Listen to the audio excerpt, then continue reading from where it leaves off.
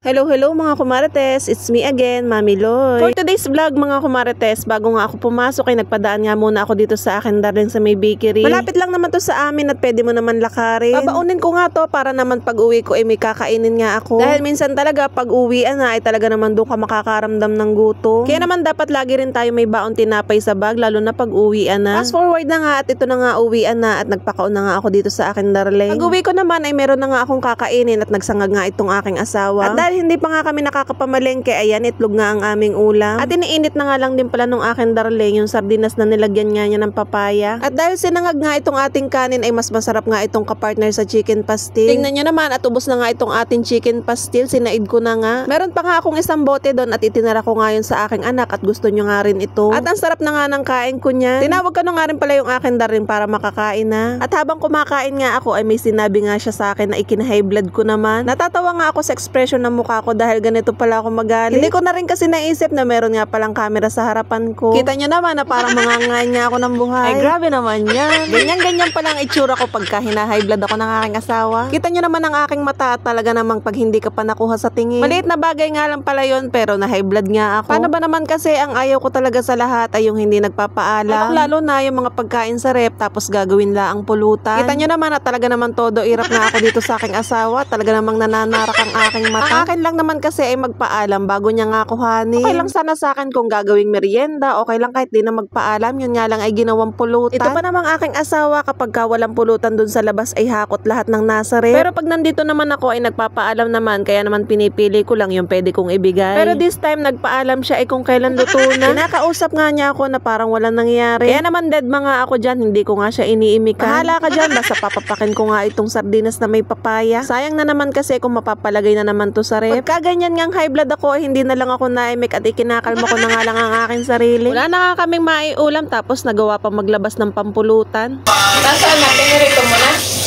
Yung kalahati lang. Ano lang? Gusto mo ba? Pwede mo yung kalahati din eh. Gusto mo? Kainin ko. Ang pupulutan mo. Wala nang makakaya.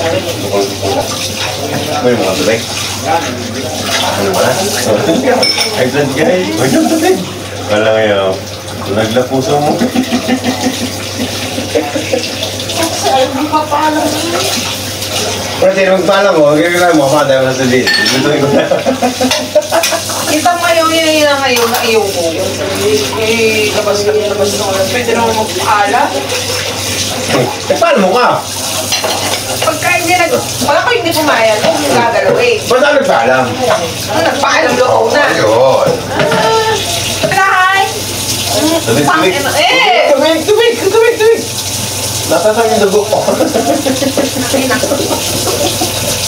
Sabi si Pakairaw mo pati. Pabera ko nga yun. Saan ko mabera ko sa'yo? 100, bayaran mo. Naligalig mo? 100. 50 yan. Bahalan Diyos.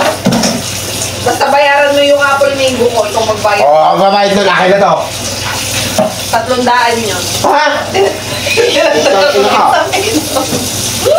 O diba mga kumartes, ganyan kami magbardagulan ng aking asawa. Quits naman dahil siya yung magbabayad ng apple mango ko, o diba? Ganun talaga, galit-galitan muna para quits. Order nga pala siya nung paborito kong apple mango, hindi niya nga alam na dinagdagan ko nga ng 1 kilo. Kaya naman nagulat nga siya nung sinabi ko nga 300 yun. Yung halaga nga ng kikiam na niluto niya na 50 pesos ay tumubo pa nga ako. Ganyan talaga yan, nagalit ka na nga, isusurahin ka pa, kaya wala ka na magagawa kundi tumawa na lang. Pinagpagan ko na nga itong aming higaan para makahiga na nga ako bago ngayon ay ipinasok ko nga muna itong aming bigas. Inutang ko nga pala yan dun sa aking kapatid kaya naman huhulugan ko pa yan. Pero syempre hati kami dyan ng aking asawa. O siya, hanggang dito na lang. Thank you for watching. Bye!